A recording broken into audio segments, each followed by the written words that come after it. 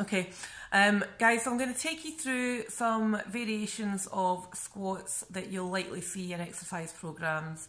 I'm going to take them in order of kind of entry level right up to the more advanced, so that you can challenge yourself as you're going through the program, and you can see how that you can make these squats harder for yourself. So if you're finding a bodyweight squat a little bit too easy, then these steps will take you through how to make it a bit harder for yourself. So the first one I'm going to take you through is just a bog standard bodyweight squat. So to make sure you're in the right position, feet are just wider than hips, toes slightly outwards. Now there's a lot of chatter in the fitness industry now. Traditionally, your squat foot position, your foot would be facing forward. However, over the years, we've identified that it doesn't actually matter. Now, because women have children, we have different hip structures than men. We have different ways of developing as we're going through puberty. So in actual fact, a lot of people find it more comfortable to have toes slightly pointing out. And certainly for me, I've found that over the years, toes out slightly certainly helps me get a better depth, which then in turn challenges my muscles a little bit more. So feet are wider than hips, toes pointing out or forward, it's entirely up to you. Shoulders are rolled back and down, squeeze your shoulder blades together and suck your core in nice and tight. At that position, you're then going back and down. And you want to get that bum as close to the ground as you can. From the bottom of the squat, push your heels into the ground and come up to standing.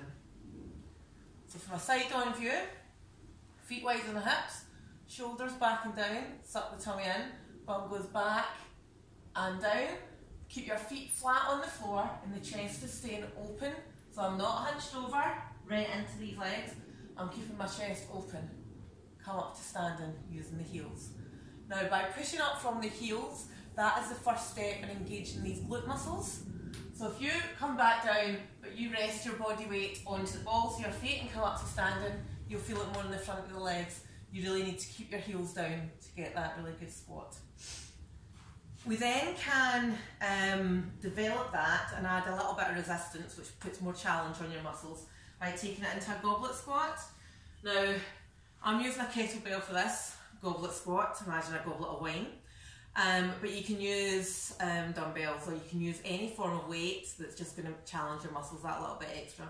So it's exactly the same concept as before. Feet wide on hip width, toes pointing out, shoulders back and down, tummy sucked in. Keep the kettlebell or the weight close to your chest and get that bum back and down and push up from the heels. From the side, bum back and down, push up from the heels, and at the top, try and get that bum squeezed. Try and get that bum squeezed, so you're getting that extra challenge on there as well. We can then progress into a squat jump, and you'll see squat jumps an awful lot in HIIT type exercises, so high intensity. This is where if you have sore knees or you've had knee issues in the past, squat jumps are actually fairly intense on the knees, so it might not be an option for you, but I can show you how you can take it down a notch. So the squat jumps start off normal squat position, squat down, jump up and jump. So you want to get as high a jump as you can. At the top of the move, try and squeeze the quads, so the front of the thighs, try and give them a squeeze when you're in the air. It sounds quite complicated, but it's actually fairly natural, but it just means that you're actually working those quads that little bit harder.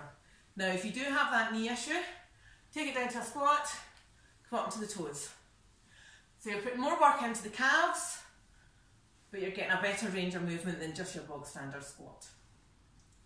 We can then progress into something else called a sumo squat.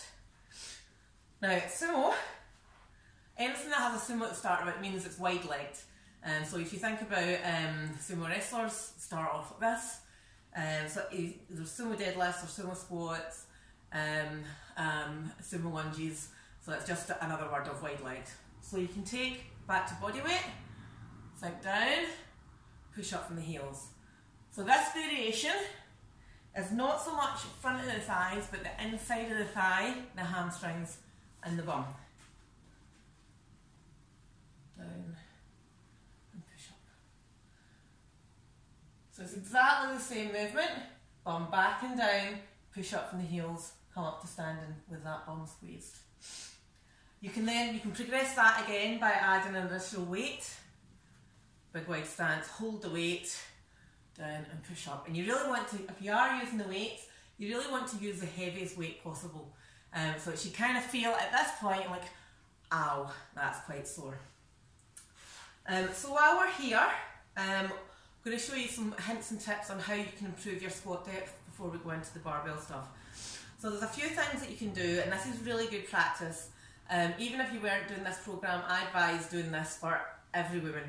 A lot of my clients get this as homework, and it's just a really good way of opening up the hips, strengthening the hips, and working on keeping that core nice and tight, because one of the things that I see with women doing squats is this tendency to tip over. So they can't get the depth, and they can't keep the chest up and open. So really here you're just sticking your bum out, you're not actually getting a full squat.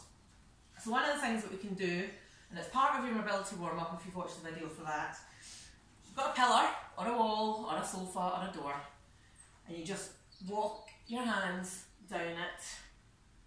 Use that for stability, don't cling on, it's just to keep your balance, and get that bum right down as close to the ground as you can, and just sit in that position first of all for 30 seconds, slowly progress it up to a minute, slowly progress it up to 2 minutes, and eventually you should be able to get to a point where you can just sink down yourself without holding on to anything and sit into that squat. Use the elbows to push out the knees. Now, at first you might not get anywhere near the depth that I'm getting to, but I've had years and years and years of practice of doing this one. But just sink down into it, and you'll find it's quite, your hips do get quite achy, but it's keeping them quite open, lubricated and whatnot, and it's teaching your core how to stay upright while you're in that bent leg position. Another tip that I can give you for engaging your glutes, and apologies, this is just going to be a picture of my ass in the camera, but I don't know if you can see this. You probably won't see the movement, but it's more the cues that I'm going to give you. So when you're at the bottom of your squat, regardless of what depth you're at, what I want you to practice doing is, it's almost as if you're pushing the floor away with your heels. So without actually moving your feet, push your heels apart, and that will help target the actual glute muscle before you come up to standing. So you sink down, push out the heels, come up to standing. You'll feel your bum, it's like a funny, it's not like a clench of the bum, but it's like there's 3 big muscles in your glute, and that is your glute med that's working. You've got your glute max, which is this big bulbous bit here that I have, but your glute med is in the middle here. So doing that heel push out helps target that glute, and that is what's really going to give you strength, and it's going to give you strength quicker than just bouncing up and down into that squat. Now I'm going to take you into barbell setup, so I need to adjust this a little bit to get the full squat rack in here. So this beautiful bit of equipment is called a squat rack, sometimes called a power rack. They're just lovely, love them. So it looks quite scary, but the reason it looks quite scary is it has to do, generally they do multiple purposes, but it's also for safety. So these pillars here, you sometimes only see them with 2 pillars at the back. That's where you rack up the bar. The top bit, you often have handles to allow you to do pull-ups. The bits at the bottom here, these are called safety posts. These bits here, just racks, and you can see all the different holes in them, so you can vary the height for different exercises.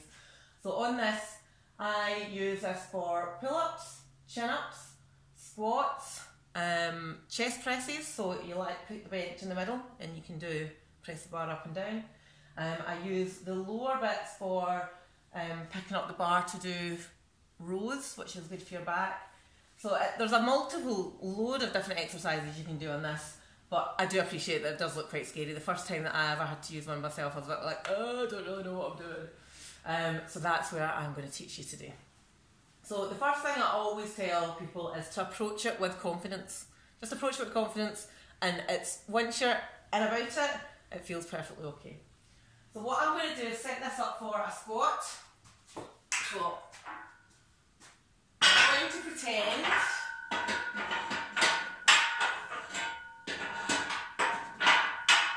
that the person on here before me was 7 foot tall and they've been squatting. So I am only 5'5", so I need to go in and make this squat rack appropriate for my size. So approach the squat rack, and I can see that these are far too high, so I need to take them down to my level. Now, all these holes here, that is where these racks are going to go. So I need to measure where my shoulder is, and on the next notch down, I know that that's where that needs to go. So all of these squat racks have slightly different ways of putting these in. So this squat rack has holes and pins. So this pin needs to go in the hole that's just underneath the level of my shoulder. So you thread that through, and it has a hole at the other side, rack it up. Same again at the other side.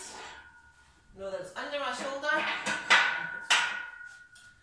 Then I need to put the bar on those racks. So the bar weighs 20 kilos. It's not overly heavy, and I'm just going to be doing the barbell squat with the bar today.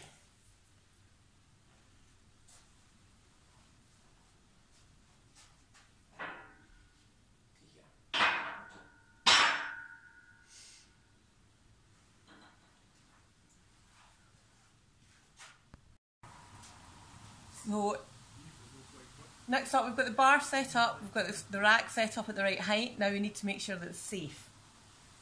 So these are the safety bars, and these are here to protect you.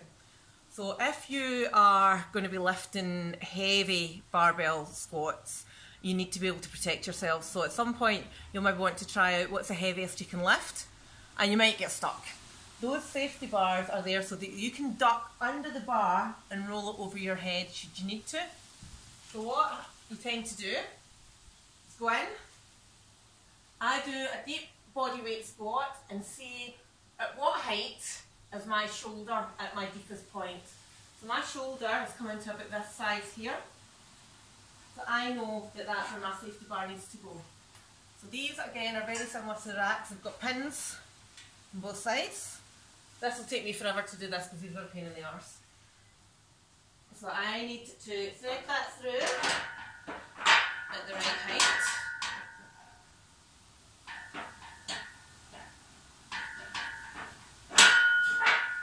So that is the right height for me. Same again on the other side. Yeah. So I can see that that's even.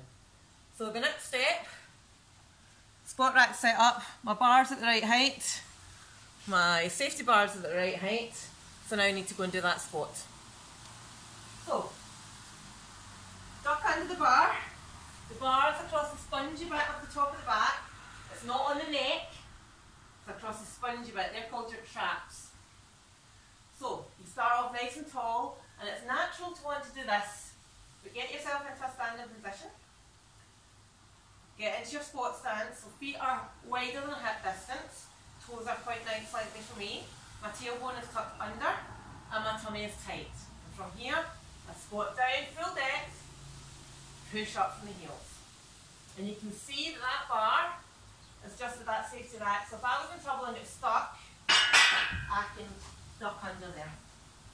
Alright. So that is your squat tutorial. If you've got any questions, just let me know. And I'll get them answered. So I hope you've enjoyed it and I hope you got some benefit from it. And good luck with the squats. Bye.